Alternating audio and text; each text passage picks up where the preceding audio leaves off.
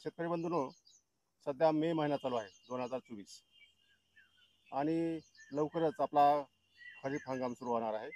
आणि महाराष्ट्रामध्ये आता एक नंबर वनचं पीक म्हणजे सोयाबीन झालेलं आहे. आणि या सोयाबीनचं जर आपल्याला उत्पादन वाढवायचं असेल तर त्यासाठी वसंतराव नाईक मराठवाडा कृषी विद्यापीठाचे कृषी विद्यावेत्ता म्हणजे ॲग्रॉनॉमिस्ट श्री अरुण गुट्टे यांनी एक पंचसूत्री तयार केलेली आहे. जर पंचसूत्री शेतकऱ्यांनी राबवली तर निश्चित आपला जो उत्पादन खर्च आहे तो तर कमी होणारच आहे, परंतु सोयाबीनचं उत्पादन पण वाढणार आहे. तर आपण पाहूया हे पंचसूत्री काय आहे. गुट्टे साहेब नमस्कार. नमस्कार सर. नमस्कार. तर आता सोयाबीनचं चित्र दिवसेंदिवस वाढत आहे आणि नंबर एकचं पीक महाराष्ट्राचं झालेलं आहे. म्हणजे पहिलं कॉटन होतं, पण आता सोयाबीनचं नंबर एकचं पीक झालेलं आहे. आणि या सोयाबीनमध्ये उत्पादकता वाढीसाठी आणि उत्पादन खर्च कमी करण्यासाठी आपण एक पंचसूत्री तयार केलेली आहे. कोणती पंचसूत्री ही? नमस्कार मित्रांनो. आपण जर राज्याचा विचार केला तर सोयाबीन हे पीक आता इतर पिकांच्या तुलनेमध्ये फार पुढे सरकलेलं आहे. जवळपास राज्यामध्ये 48 लाख हेक्टर क्षेत्रावर सोयाबीन हे पीक घेतलं जात आहे. आणि या पिकाची उत्पादकता जर आपण पाहिली तर एक 1300 किलो प्रति हेक्टरी यापेक्षाही पुढे जात नाही आहे म्हणजे सरासरी. सरासरी. परंतु राज्याची उत्पादकता जवळपास 1500 किलो प्रति हेक्टरी पर्यंत आणण्यासाठी किंवा ते वाढवण्यासाठी वसंतराव नाईक मराठवाडा कृषी विद्यापीठाने एक पंचसूत्री विकसित केलेली आहे. त्यामध्ये 5 सूत्र आहेत आणि या 5 सूत्राचा अवलंब जर शेतकऱ्यांनी मराठवाड्यातील सोयाबीन उत्पादक पट्ट्यामध्ये जर केला तर नक्कीच या शेतकऱ्यांची उत्पादकता वाढण्यास मदत होणार आहे. या पंचसूत्रामध्ये पहिलं जे सूत्र आहे ते म्हणजे जी काही वाणं आहेत, जमिनीच्या प्रकारानुसार वाणांची निवड. दुसरं जे पंचसूत्र आहे ते बीज प्रक्रियेच्या बाबतीमध्ये आहे. तिसरं जे सूत्र आहे ते रासायनिक खतांचं जे काही व्यवस्थापन आहे त्या व्यवस्थापनावर तयार केलेलं आहे. त्यानंतर त्याच्या पुढचं जे चौथं पंचसूत्र आहे ते फार महत्त्वाचं आहे. यामध्ये लागवडीच्या पद्धतीमध्ये आपल्याला बदल करावायचा आहे आणि येणाऱ्या हंगामामध्ये कोणत्या लागवडीच्या पद्धती अवलंबाव्यात यावर हे सूत्र तयार केलेलं आहे. त्यानंतर शेवटचं जे पंचसूत्र आहे ते मात्र तणांचं व्यवस्थापन आणि त्याचबरोबर कीड व रोगांच्या व्यवस्थापनासंबंधी या सूत्रामध्ये माहिती देण्यात आलेली आहे. आता काय झालेलं आहे की दरवर्षी शेतकरी विचारतात की नवीन सोयाबीनची जात निघाली का. आणि बऱ्याचदा काय होतं की आपल्याकडे सिंचनाची सोय आहे का नाही हे पाहून पण लोक कुठतरी एखाद्या व्हरायटीने चांगलं उत्पादन दिलं म्हणून तीच व्हरायटीच्या मागं लागतात. आणि पाऊस जर कमी झाला आणि सिंचनाची सोय नसेल तर तिथं मात्र त्यांचं उत्पादन घटतं. तर असं आपल्याकडे सिंचनाची सोय आहे कशी आहे, नंतर जमिनीचा प्रकार कसा आहे हे पाहून काही कृषी विद्यापीठानं नवीन वाण विकसित केलेले आहेत.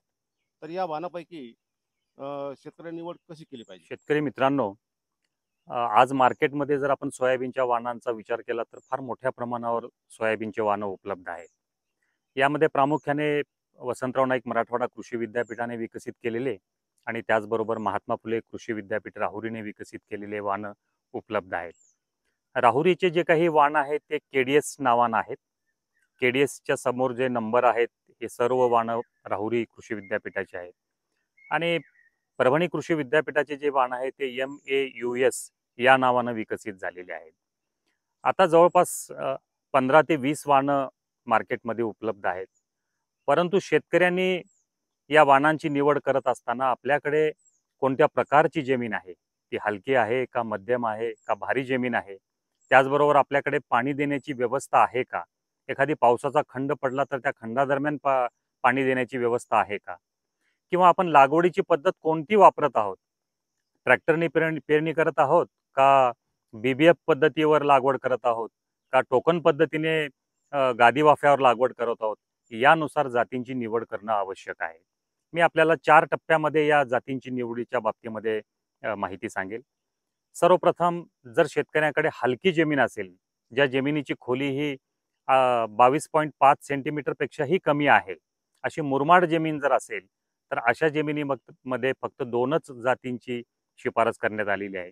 त्यामध्ये पहिली जात आहे MAUS 71 नंबर आणि दुसरी जात आहे JS 335 नंबर. मित्रांनो, या हलक्या जमिनीमध्ये ज्या लांब कालावधीच्या जाती आहेत, आपल्याकडे फक्त 2च जाती अशा आहेत की ज्या 120 दिवसाचा कालावधी या जातीसाठी लागतो, ज्यामध्ये MAUS 162 आणि KDS 726 म्हणजे फुले संगम या 2 जाती लांब कालावधीच्या आहेत. या दोन्हीही जाती हलक्या जमिनीवर आपल्याकडे पेरणी होणार नाही या बाबीची शेतकऱ्यांनी काळजी घेतली पाहिजे. कारण हलक्या जमिनीवर ह्या कमी कालावधीच्या जातीच अतिशय चांगला प्रतिसाद देतात आणि त्यामुळे JS 335 आणि 71 नंबर या जातीची शिफारस करण्यात आलेली आहे. आता काही शेतकऱ्यांकडे मध्यम ते भारी जमीन आहे, म्हणजे मध्यम पण जमीन आहे आणि काही जणांकडे भारी पण जमीन आहे. अशा जमिनीमध्ये आपण जवळपास सगळे वाणं निवडू शकतो. यामध्ये 71 नंबर आहे, DS 228 आहे, MAUS 612 आहे, त्याचबरोबर 158 आहे, KDS ग्रुपमधले KDS 753 आहे, KDS 992 आहे आणि याचबरोबर काही प्रायव्हेटचा जे काही वाण आहे MACS 1188, यापैकी कुठल्याही वाणांची निवड आपण या मध्यम ते भारी जमिनीसाठी निवडू शकतो. मित्रांनो, तिसरा जो प्रकार आहे तो म्हणजे ज्या शेतकऱ्यांकडे जमीन भारी आहे आणि पावसाच्या खंडादरम्यान 1 किंवा 2 पाणी देण्याची व्यवस्था हमखासपणे आहे, अशा शेतकऱ्यांनी थोड्या लांब कालावधीच्या जाती जशा MAUS 162 आहे, त्याचबरोबर KDS 753 आहे, KDS 992 आहे, MAUS 612 आहे, या 4 जाती आहेत. या चारही जाती या अशा प्रकारच्या जमिनीसाठी अत्यंत चांगला प्रतिसाद देतात, त्यामुळे या जातीपैकी निवड करावी. आणि शेवटचा जो टप्पा आहे, मराठवाड्यामध्ये अनेक जिल्ह्यामध्ये आता शेतकरी BBF पद्धतीने आणि टोकन पद्धतीने सोयाबीनची लागवड करायला लागलेला आहे. या पद्धतीमध्ये उत्पादकता ही शेतकऱ्यांना 12 क्विंटलच्या पुढे येत आहे आणि अशी जर लागवड शेतकरी करू इच्छित आहे येणाऱ्या हंगामामध्ये, तर अशा शेतकऱ्यांनी जाती निवडत असताना ज्या जातीची उत्पादन क्षमता जास्त आहे अशाच जाती आपण निवडल्या पाहिजेत. यामध्ये परभणी कृषी विद्यापीठाने विकसित केलेली MAUS 612 आहे, 2 नंबरची MAUS 162 आहे आणि महात्मा फुले कृषी विद्यापीठाने विकसित केलेली KDS 753 जी फुले किमया या नावाने ओळखली जाते आणि चौथी जी जात आहे KDS 992 जी फुले दुर्वा या नावाने ओळखली जाते. अशा ह्या 4 जातीपैकी एका जातीची आपण निवड करावी. आपल्याला एक प्रश्न पडलेला असेल की मागच्या 3-4 वर्षामध्ये फुले संगम किंवा KDS 726 या जातीने बऱ्यापैकी क्षेत्र वाढवलं, परंतु मागील 2 वर्षाचा जर अनुभव लक्षात घेतला तर ही जात इतर जातींच्या तुलनेमध्ये जास्त कालावधीची आहे आणि त्याचबरोबर काही प्रमाणात येलो मोझॅक नावाचा रोग सुद्धा या जातीवर येत असल्यामुळे या जाती एवढंच उत्पन्न देणारी KDS ग्रुपमधल्याच 753 आणि 992 या जातींची निवड आपण या जातीऐवजी करावी, असं आम्ही या ठिकाणी शिफारस करत आहोत. अशा प्रकारे आपण जातींची जर निवड केली तर कुठल्याही जमिनीमध्ये एखाद्या जातीमुळे कुठल्याही शेतकऱ्यांची फसवणूक होणार नाही, या बाबीची काळजी शेतकऱ्याकडून घेतली जाईल. आपल्या या पंचसूत्रीपैकी पहिला जो तुमचं सूत्र आहे, पहिलं सूत्र, त्यामध्ये जमिनीचा प्रकार कसा आहे त्यानुसार जात निवडावी सोयाबीनची, आणि त्याचबरोबर सिंचनाची सोय असेल तर कोणती जात निवडावी, नसेल तर कोणती जात निवडावी, हे पहिलं सूत्र झालं. आता दुसरं सूत्र कोणतं आहे? दुसऱ्या सूत्राच्या बाबतीमध्ये जर आपण विचार केला तर हे सूत्र आहे सोयाबीनच्या बियाण्याची बीज प्रक्रिया. या बीज प्रक्रियेला आता एवढं महत्त्व का प्राप्त झालेलं आहे हे या बाबीचा जर विचार केला आपण तर सर आपण सगळ्यांना शेतकऱ्यांनाही माहिती आहे की 1990 ते 2000 या कालावधीमध्ये सोयाबीन एखादी 1,00,000 हेक्टर क्षेत्रावर होतं. बरोबर. परंतु ह्या 1,00,000 हेक्टर क्षेत्रावरून आज 48 लाख हेक्टर क्षेत्रावर सोयाबीन वाढली. बरोबर. आणि सोयाबीन उत्पादक पट्ट्यामध्ये सोयाबीनची मोनोक्रॉपिंग म्हणजे एक पीक पद्धती, एक पीक मध्ये आणि सलग पुन्हा सलग दरवर्षी त्याच जमिनीवर सोयाबीन हे पीक घेण्यात येत असल्यामुळे या पिकामध्ये जेवढे काही रोग होते ते सगळ्या रोगांचा उद्रेक आता या पिकामध्ये व्हायला लागलेला आहे. या पिकामध्ये फक्त सुरुवातीला एकच रोग येत होता, तो म्हणजे पॉड ब्लाइट. परंतु आता या पॉड ब्लाइट बरोबर रायझोक्निया एरियल ब्लाइट येऊ लागलाय, रस्ट येऊ लागलेला आहे, चारकोल रॉट येऊ लागलेला आहे, त्याच्यानंतर कॉलर रॉट येऊ लागलेला आहे, काही ठिकाणी मर सुद्धा लागत आहे. बर. आणि या सगळ्या रोगावर जर प्रभावी उपाययोजना किंवा रामबाण असा उपाय जर करावायचा असेल हं. तर तो म्हणजे बीज प्रक्रिया आहे. हं. हे सगळी जी रोग आता मी सांगितली ही सगळी रोग दोन प्रकारे त्याचा प्रसार होत असतो. पहिला प्रसार हा बियाण्याद्वारे होतो आणि दुसरा प्रसार हा जमिनीद्वारे होतो. सुरुवातीला बियाण्याद्वारे प्रसार होणाऱ्या रोगांसाठी हं. आपण बीज प्रक्रिया केली पाहिजे. ओके. आता बीज प्रक्रियेमध्ये सुद्धा दोन प्रकार आहेत. हा. पहिली रासायनिक बीज प्रक्रिया. हा. ही रासायनिक बीज प्रक्रिया बियाद्वारे प्रसार होणाऱ्या रोगांचा प्रसार पूर्णपणे टाळते. बरोबर. आणि जी दुसरी जैविक बीज प्रक्रिया आहे हं. जी आपण पेरणीच्या दिवशी सकाळी करणार आहोत, बर. ती जमिनीत बी पडल्यानंतर हा. त्या ठिकाणी बियाच्या बाजूची जी काही जमिनीतली बुरशी आहे हा. ती बुरशी सुद्धा संपवणार आहे. बर. म्हणजे अशा दोन बीज प्रक्रियेद्वारे आपण हा. या रोगांचा बंदोबस्त करू शकतो. बर. तर ही पहिली रासायनिक बीज प्रक्रिया जी आहे त्यामध्ये विद्यापीठाने शिफारस केल्याप्रमाणे या बीज प्रक्रियेमध्ये अशा औषधाची बीज प्रक्रिया करावी ज्या औषधामध्ये 2 फंजीसाइड्स आहेत आणि 1 कीटकनाशक आहे. मग हे कोणते आहेत? फंजीसाइड्समध्ये किंवा बुरशीनाशकामध्ये ॲझॉक्झिस्ट्रॉबिन आहे, थायोफिनेट मिथाइल आहे आणि कीटकनाशकामध्ये थायोमेथोक्झाम असे 3 घटक एकत्रित असलेल्या औषधाची बीज प्रक्रिया करण्याची शिफारस करण्यात येत आहे. पण असे प्रॉडक्ट उत्पादन मार्केटमध्ये उपलब्ध आहेत का? Yes sir. असे हे तिन्हीही औषधं किंवा तिन्हीही घटक असलेली औषधं मार्केटमध्ये आता उपलब्ध आहेत. बर. आणि विद्यापीठाने अशा बीज प्रक्रियाची शिफारस करण्याच्या पाठीमागचा जो उद्देश होता हं. तो म्हणजे बुरशीजन्य रोगांच्या बंदोबस्ताबरोबरच हा. जो सोयाबीन पिकामध्ये खोडकीड किंवा हा. खोडमाशी हा जो कीड येत आहे कीड येते. हा. त्याही किडीचा बंदोबस्त सुरुवातीच्या 45 दिवसापर्यंत व्हावा हा. या उद्देशाने या बीज प्रक्रियेची शिफारस केली आहे. मग मार्केटमध्ये जर विचार केला तर हे औषध इलेक्ट्रॉन नावानं आहे, कॅस्केड नावानं आहे, वॉर्डन या नावानं आहे. अशा 3 नावानं सध्या तरी मार्केटमध्ये ही औषध उपलब्ध आहे. बर. आणि ही बीज प्रक्रिया जर द्यायची असेल तर 10 मिली हं. प्रति किलो बियाणे हा. या प्रमाणात ही बीज प्रक्रिया करावायची आहे. साधी आणि सोपी बीज प्रक्रिया आहे. हा. ही आपण 3-4 दिवस अगोदरही करून ठेवू शकतो पेरणीच्या अगोदर हा. किंवा एक 10 दिवस अगोदर करायची आहे तरी सुद्धा करू शकतो आणि 1 दिवस अगोदर करायची सुद्धा करू शकतो. पण ह्याचा खर्च किती येत असेल पदार्थ? साधारण 1 एकर क्षेत्राला जवळपास 250 ते 300 रुपये या बीज प्रक्रियेचा खर्च येतो. येतो. बरोबर. परंतु जसं आपण कोरोना काळामध्ये लस घेतल्यानंतर त्याचा इफेक्ट आपण बघितला. हा. हा. कोरोना सुद्धा व्हायरस सारखा रोग होता हा. आणि त्यामध्ये आपण 2 लसी घेतल्या हा. आणि त्या 2 लसीची किंमत फार कमी होती परंतु कोरोनापासून आपण मुक्त झालो. हो. बरोबर. तसंच या सोयाबीन पिकामध्ये बीज प्रक्रिया ही लसीकरणासारखी काम करते. बरोबर. एक जर आपण लस दिली बीज प्रक्रियेच्या माध्यमातून हा.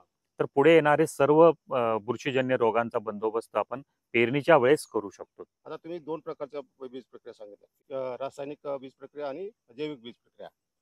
तर ही बीज प्रक्रिया करण्याचा क्रम कोणता आहे आणि ही साधारणतः पेरणीच्या अगोदर कधी केली तर चालते? आता मी जी सांगितली ती रासायनिक बीज प्रक्रिया होती. हं. ही आपण पेरणीच्या अगोदर 3-4 दिवस अगोदर किंवा 2 ते 3 दिवस अगोदर करून ठेवावी. हा. ना ही रासायनिक बीज प्रक्रिया झाल्यानंतर हं. पाऊस चांगला झाल्यानंतर ज्या दिवशी आपल्याला पेरणी करावायची आहे त्या दिवशी सकाळी हं. म्हणजे पेरणीच्या 1 ते 1.5 तास अगोदर हं. आपल्याला ही जैविक बीज प्रक्रिया करावायची आहे. बर. यामध्ये रायझोबियम आहे, पीएसबी आहे हं. आणि ट्रायकोडर्मा. हं. तर हे तिन्ही जैविक बुरशीनाशक हं. 10 मिली हं. किंवा थोडेसे 8 ते 10 मिली प्रति किलो बियाणे हं. या प्रमाणात घेऊन हळुवारपणे हं. या ह्याची बीज प्रक्रिया करावी हं. आणि थोडंसं सावलीमध्ये सुकल्यानंतर आपण हे बियाणं पेरणीसाठी वापरावं. मात्र जास्त पडणार नाही औषध हं. याची सुद्धा काळजी घेतली पाहिजे कारण त्याच्यावरचं टर्पल जे आहे ते हं. नाजूक आहे हं. आणि जास्त पाण्याचा भाग जर लागला तर ते टर्पल थोडंसं डिस्टर्ब होण्याचं किंवा सुटं होण्याची शक्यता असते. हं.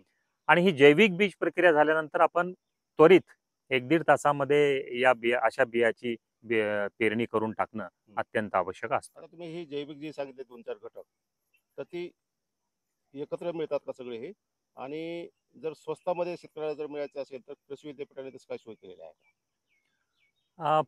आता मी जे सांगितले ते रायझोबियम आणि पीएसबी हे दोन वेगळे मिळतात. मात्र ट्रायकोडर्मा हा घटक वेगळा आहे. एक तर ट्रायकोडर्मा इंडिव्हिज्युअल मिळतो किंवा बायोमिक्स नावाचं जे काही हे आहे कृषी विद्यापीठाचं कृषी product. विद्यापीठाचा प्रॉडक्ट आहे. या बायोमिक्स मध्ये ट्रायकोडर्मा व्यतिरिक्त अनेक उपयोगी बुरशी नाशक बुरशी आहे. बरं. तर हे बायोमिक्स बी वापरू शकतो आणि ट्रायकोडर्माही वापरू शकतो.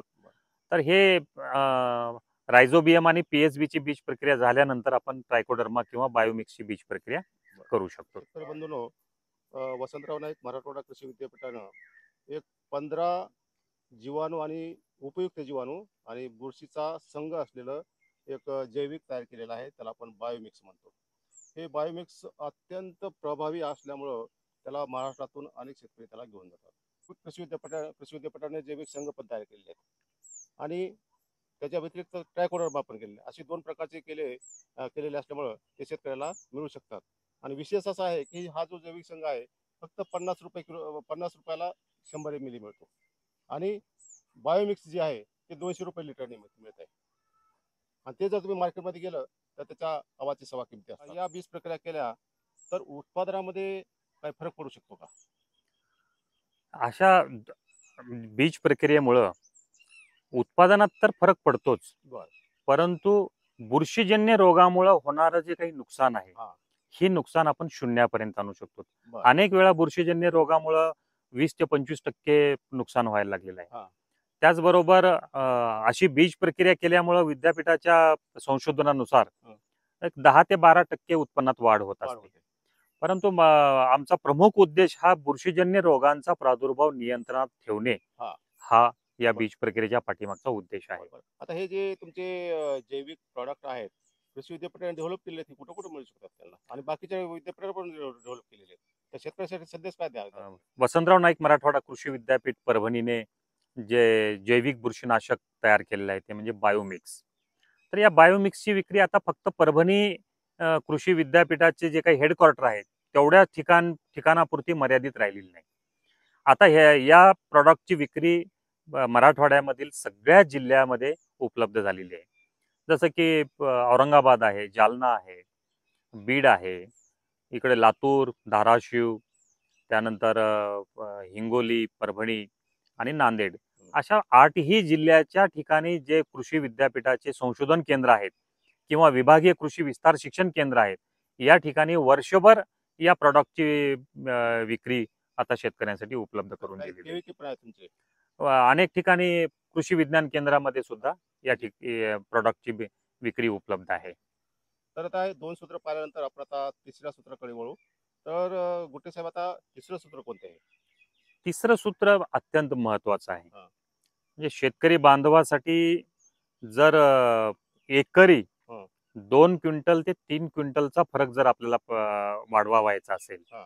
किंवा उत्पन्नामध्ये 25% पेक्षा जास्त वाढ करावायची असेल तर या तिसऱ्या सूत्राकडे आपण लक्ष दिलं पाहिजे. तर या तिसऱ्या सूत्रामध्ये लागवडीच्या पद्धतीमध्ये आपल्याला बदल करावायचा आहे. सर्वसाधारण आपण ट्रॅक्टरद्वारे किंवा बैलचलित पेरणी यंत्राद्वारे पेरणी करत असतो. 45 सेंटीमीटर किंवा 18 इंचावर ही पेरणी करत असतो. परंतु दरवर्षी काय होत आहे, कधी पावसाचा खंड तर कधी अतिरिक्त जास्त पाऊस पडत आहे आणि एखाद्या आठवड्यामध्ये 100 मिलीमीटर, 150 मिलीमीटर, जवळपास 250 मिलीमीटर सारखा पाऊस पडून जात आहे.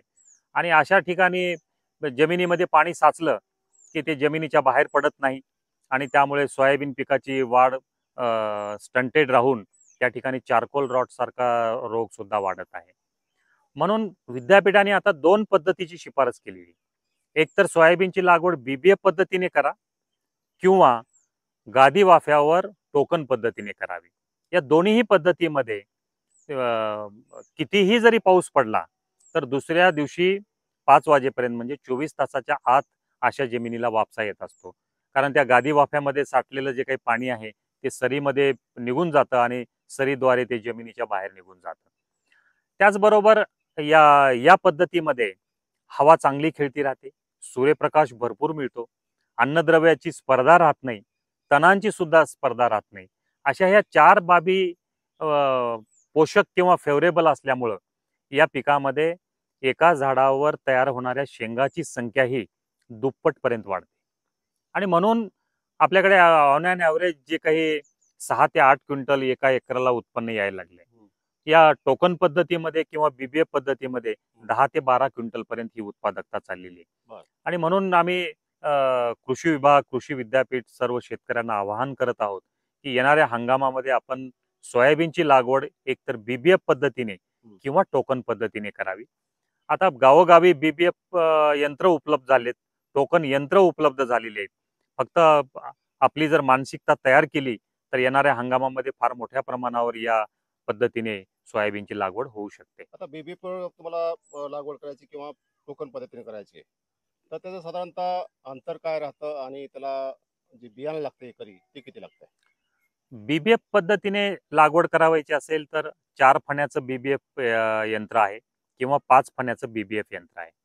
यामध्ये गादी वाफ्यावर 4 ओळी किंवा 5 ओळी येतात आणि त्या 4 किंवा 5 ओळीनंतर एक सरी येत असते. अशीच लागवड या पद्धतीमध्ये होत असते. त्याचबरोबर टोकन पद्धतीने लागवड जर करावायची असेल तर यामध्ये मध्यम जमिनीवर 3.5 फुटावर सऱ्या पाडून घेतो आणि भारी जमिनीमध्ये 4 फुटावर सऱ्या पाडून घेतो. या सऱ्या पाडल्यानंतर जो आतला जो काही वरंबा आहे तो वरंबा साफ करून घेतल्यानंतर या वरंब्यावर आपण 2 ओळी सोयाबीनच्या घेत असतो. या 2 ओळी घेत असताना 2 ओळीमधलं जे काही अंतर आहे ते 18 इंचच आहे. मात्र 2 झाडामधलं जे अंतर आहे ते 6 इंच राहणार आहे. या 6 इंचावर 2 झाडं सोयाबीनची येतील या बाबीची काळजी शेतकऱ्यांनी घेतली पाहिजे. 6 इंचावर जर फक्त एकच झाड आलं तर उत्पादकतेमध्ये अपेक्षित वाढ आपल्याला घडून येत नाही. परंतु 6 इंचावर सोयाबीनची जर 2 झाडं घेतली तर आपल्याला अपेक्षित उत्पन्न गाठण्यासाठी या बाबीची मदत होणार आहे. तर लागवड पद्धतीचं आपलं तिसरं सूत्र पाहिलं आपण. आता बऱ्याच शेतकऱ्याला टोकन पद्धतीचा अनुभव पण चांगला आहे आणि उत्पादन पण त्यांचं वाढलेलं आहे. तर आता चौथं जे सूत्र आहे ते कोणतं आहे? या चौथ्या सूत्रामध्ये आपण अशा प्रकारची लागवड केल्यानंतर या पिकाला जे काही पोषक तत्वे लागतात, अन्नद्रव्ये लागतात, या अन्नद्रव्याचं व्यवस्थापन अतिशय चांगल्या प्रकारे केलं पाहिजे. बरोबर. तर यामध्ये फक्त शेतकरी जे काही मुख्य अन्नद्रव्ये आहेत, नत्र, स्फुरद, पालाश, एक DAP ची बॅग दिली की पुरेसं झालं असं समजत असतात. परंतु अशा टोकन पद्धतीने किंवा बीबीएफ पद्धतीने जर आपण लागवड केली आणि 12 क्विंटल एकरी जर आपण उत्पादकता जर ठेवली टार्गेट त्याचं, तर या मुख्य अन्नद्रव्याबरोबर दुय्यम अन्नद्रव्य आणि सूक्ष्म अन्नद्रव्य पण या पिकास दिली पाहिजेत. मग यामध्ये अशी देत असताना मुख्य अन्नद्रव्य देण्यासाठी एकतर DAP ची बॅग वापरावी किंवा 12-32-16 जर च्या माध्यमातून द्यायचं असेल तर 1.5 बॅग प्रति एकरी द्यावं किंवा 10-26-26 च्या माध्यमातून जर वापरावायचं असेल तर 60 किलो 10-26-26 प्रति एकरी द्यावं. तर अशा प्रकारे आपण फक्त DAP चाच आग्रह न धरता इतर खतांच्या माध्यमातून सुद्धा मुख्य अन्नद्रव्य देऊ शकतो. आता दुय्यम अन्नद्रव्यामध्ये या मुख्य अन्नद्रव्याबरोबर सल्फर द्यावायचा आहे, कारण हे तेलवर्गीय पीक आहे आणि तेलाचं प्रमाण जर वाढवण्यासाठी सल्फरची आवश्यकता जास्त असते. म्हणून आपल्याला 10 किलो सल्फर, जे मार्केटमध्ये 10 किलोच्या बॅग आहेत, बेनसल्फ आहे किंवा इतर अजून कुठल्या कंपन्यांच्या बॅग आहेत, तर एका एकराला 1 बॅग या रासायनिक खताबरोबर मिक्स करून पेरणीच्या वेळेस द्यावायचे आहे. आता तिसरा जो भाग आहे तो सूक्ष्म मूलद्रव्यांचा आहे. तर सूक्ष्म मूलद्रव्याची गरज आता अनेक ठिकाणी या पिकामध्ये निर्माण झालेली आहे. ज्या ज्या ठिकाणी पेरणी केल्यानंतर पीक हे पिवळं पडत आहे अशा ठिकाणी झिंक आणि लोह या दोन्हीही मूलद्रव्याची कमतरता दिसून येत आहे. यासाठी सूक्ष्म मूलद्रव्य ग्रेड 1 जे 10 किलोच्या बॅग मार्केटमध्ये उपलब्ध आहेत, ही जर 1 बॅग आपण पेरणीच्या वेळेस दिली तर रासायनिक खतांचं किंवा अन्नद्रव्यांचं व्यवस्थापन अतिशय चांगल्या प्रकारे होतं. त्याचबरोबर काही फवारणीच्या माध्यमातून आपण खतं देत आहोत, जसं की 25 ते 30 दिवसाच्या दरम्यान 19-19-19 आणि शेंगामध्ये दाणा भरण्याच्या अवस्थेमध्ये 0-52-34 अशा खतांच्या फवारण्या जर घेतल्या प्रमाण काय? तर ह्या दोन्ही खताचं जे प्रमाण आहे ते 0.5% म्हणजे 50 ग्रॅम प्रति 10 लिटर पाणी याप्रमाणे आपण जर ही फवारणी घेतली, म्हणजे 19-19-19 घ्यायचं असलं 50 ग्रॅम घ्यावं किंवा 12-32-16 आपलं 0-52-34 घ्यायचं असेल तर ते सुद्धा 50 ग्रॅम प्रति 10 लिटर पाणी याप्रमाणे घेऊन फवारणी करावी. 30 दिवसाला एक आणि नंतरची नंतरची शेंगामध्ये बारीक दाणा, ज्वारी एवढा किंवा बाजरी एवढा दाणा आहे, हा. अशा अवस्थेला आपण ही फवारणी घ्यावी. साधारण 45 ते 60 दिवसाच्या दरम्यान ही फवारणीची वेळ येते. आता जे शेवटचं सूत्र आहे ते कोणतं आहे उत्पादन वाढीचं? शेवटच्या सूत्रामध्ये आपण तणांचंही नियंत्रण करणार आहोत हा. आणि रोग किडींचं पण नियंत्रण करणार हा. आहोत. आता तणांचं नियंत्रण करत असताना या तणांच्या नियंत्रणासाठी वेगवेगळ्या पद्धती विकसित झालेल्या आहेत. हा. तर शेतकरी बांधवांना एक आव्हान असणार आहे की तणनाशकाबरोबर आपल्या ज्या 2 कोळपण्या आहेत, हा. पहिली कोळपणी 15 दिवसाला आणि दुसरी कोळपणी 30 दिवसाच्या आतमध्ये, हा. तर या 2 कोळपण्या कोणत्याही परिस्थितीमध्ये आपल्याकडून झाल्या पाहिजेत. झाल्या पाहिजेत, त्या टाळल्या नाही पाहिजेत. कारण या कोळपण्याचं महत्व तण व्यवस्थापनामध्ये फार मोठं आहे. तणाबरोबर जमीन भुसभुशीत होणे, जे मुळांना जे काही ऑक्सिजन लागतो, पाणी पुरवठा लागतो, तो व्यवस्थित होण्यासाठी या कोळपण्याचं महत्व आहे. तर तण व्यवस्थापनामध्ये आपण पीक पेरणी झाल्यानंतर 24 तासाच्या आत काही तणनाशकं वापरू शकतो. यामध्ये स्ट्रॉंग आर्म नावाचं एक तणनाशक आहे, जे 12.5 ग्रॅमचा पॅक आहे, तो एका एकरासाठी वापरत असतो. बरं. एक 150 लिटर पाण्यामध्ये हे 12.5 ग्रॅम घेऊन 1 एकर क्षेत्रावर म्हणजे पेरणी केली की लगेच पाठीमागे लगेच फवारणी किंवा जास्तीत जास्त दुसऱ्या दिवशी त्या क्षेत्रावर त्याची फवारणी होणं गरजेचं आहे. मात्र तण किंवा पीक उगवून आल्यानंतर जी तणनाशक आहेत, यामध्ये प्रामुख्याने 3 तणनाशक आहेत. एक पहिलं जे आहे ते परसूट. यामध्ये 20 मिली प्रति 10 लिटर पाणी याप्रमाणे जवळपास 16, 17 किंवा 18 दिवस झाल्यानंतर आपण याची फवारणी घेतो. ज्या ठिकाणी हराळी किंवा लवाळा या 2 एकदल वर्गीय तणांचा प्रादुर्भाव नाही आहे, अशा ठिकाणी आपण परसूट वापरू शकतो. परंतु एखाद्या जमिनीवर द्विदल वर्गीय बी तण आहेत, जसे की दुधाणी आहे किंवा इतर मोठ्या पानाची तण आहेत, त्याचबरोबर हराळी बी आहे आणि लवाळा पण आहे. तर अशा ठिकाणी आपण अशा तणनाशकाचे कॉम्बिनेशन वापरलं पाहिजे, जे तणनाशक एकदल वर्गीय आणि द्विदल वर्गीय दोन्ही तणांचा बंदोबस्त करतील. तर मित्रांनो, यामध्ये परसूट हा जो घटक आहे तो द्विदल वर्गीय तणांचा बंदोबस्त करतो आणि क्विझॅलोफॉप इथाइल जो घटक आहे, जो टर्गा सुपर या नावानं मार्केटमध्ये उपलब्ध आहे, तो एकदल वर्गीय म्हणजे हराळी किंवा लवाळा या तणांचा बंदोबस्त करतो.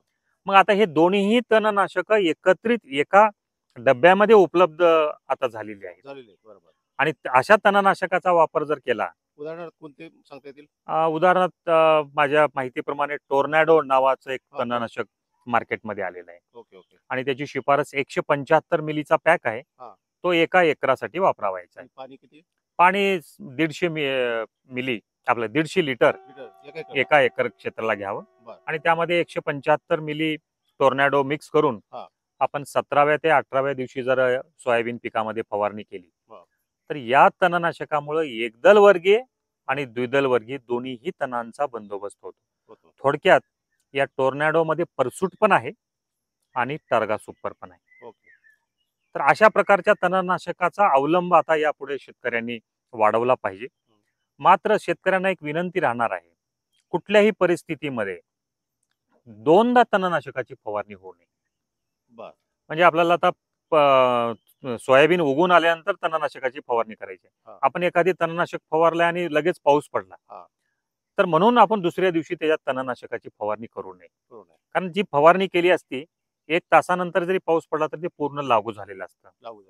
त्याबरोबरच आपण प्री इमर्जन्स तणनाशक स्ट्रॉंग आर्म वापरलेला आहे आणि लगेच आपण त्याच्यानंतर उगवून आल्यानंतर पोस्ट इमर्जन्स तणनाशक वापरलं, तर त्या सोयाबीन पिकावर या दोन्हीही तणनाशकाचा धक्का बसतो, शॉक बसतो आणि त्या पिकाची वाढ चांगल्या प्रकारे होत नाही.